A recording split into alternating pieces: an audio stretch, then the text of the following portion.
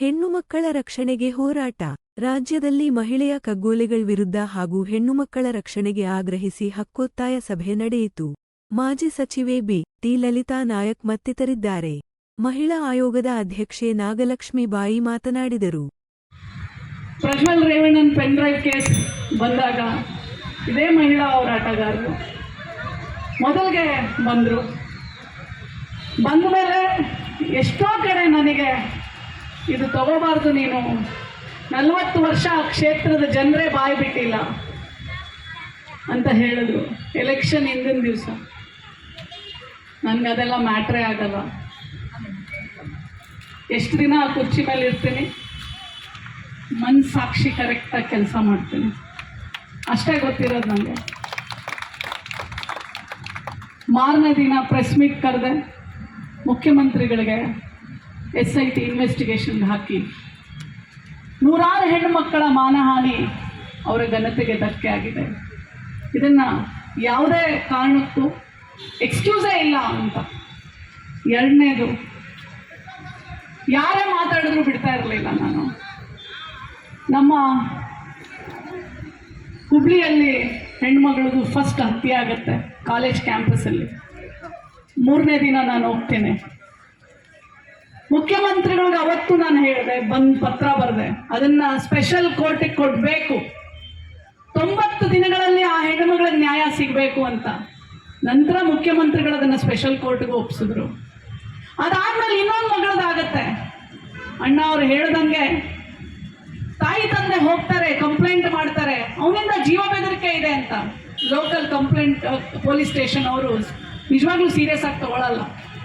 ನಾನು ಅದಾದಮೇಲೆ ಈಗ 2.5 ತಿಂಗಳು ನಾನು ಏನು ಮಾಡಿದ್ದೀನಿ ಅನ್ನೋದಕ್ಕೆ ನಾನು ಪ್ರತಿಯೊಂದು SP, ಪ್ರತಿಯೊಂದು DCP ಅವ್ರಿಗೂ ಲೆಟರ್ ಬರೆದಿದ್ದೀನಿ.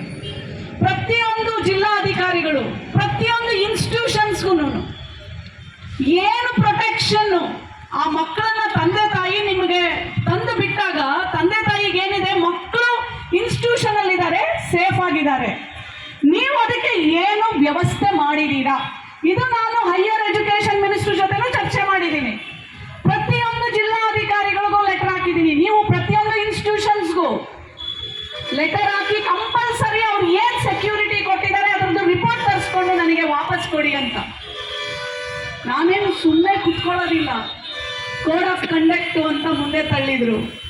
ಮುಖ್ಯಮಂತ್ರಿಗಳ ಜೊತೆ ಕುತ್ಕೊಳ್ತೇನೆ.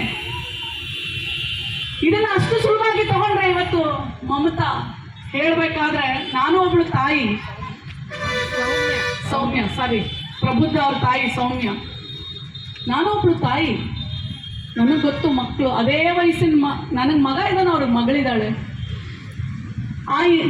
ಕರೆಕ್ಟ್ DCPಗೆ ಫೋನ್ ಮಾಡಿದೆ ನಾನು. ಏನ್ರಿ ಯಾರು ಮಾಡಿದ್ದಾರೆ ಮೇಡಮ್? ಅದು ಅವಳೇ ಮಾಡ್ಕೊಂಬಿಟ್ಟಿದ್ದಾಳೆ, ಎಲ್ಲ ಕಡೆ ಮಾರ್ಕ್ ಇದೆ ನೋಡಿ. ತಾಯಿ ಇನ್ಸ್ಟಿಂಕ್ಟು ಎಷ್ಟು ಕರೆಕ್ಟು. ತಾಯಿ ಮಾತ್ರ ಹೇಳ್ತಾ ಇದ್ಲು, ಇದು ನನ್ನ ಮಗಳು ಮಾಡ್ಕೊಂಡಿಲ್ಲ, ಇದು ಕೊಲೆ. ಮತ್ತೆ ಮೇಡಮ್ ಯಾವುದೇ CCTVಯಲ್ಲೂ ಯಾರು ಎಂಟ್ರಿ ಆಗೋದಿಲ್ಲ, ಹೋಗೋದಿಲ್ಲ, ಇದನ್ನ ಹೇಳಿದ್ರು. ಅದಾದ್ಮೇಲೆ ಮತ್ತೆ ನಾನು DCPಗೆ ಫೋನ್ ಮಾಡಿದೆ, ಏನ್ರಿ ಕೊಲೆ ಅಂತೀರಾ ಈಗ ಅಂತ. ಹೌದು ಮೇಡಮ್, ಅವನೇ ಮಾಡಿದ್ದಾನೆ. ಹೆಂಗ್ರಿ ನೀವು, how you will come to judgement? ನೀವು ಲೋಕಲ್ ಪೊಲೀಸ್ ಸ್ಟೇಷನಲ್ಲಿ ಒಂದು ಹೆಣ್ಣುಮಗಳು ಹೋಗ್ತಾಳೆ, ಅತ್ಯಾಚಾರ ಆಗಿರುತ್ತೆ, ನೀವು ಹೆಂಗ್ ಬಿಹೇವ್ ಮಾಡ್ತೀರಾ ರೀ? Local police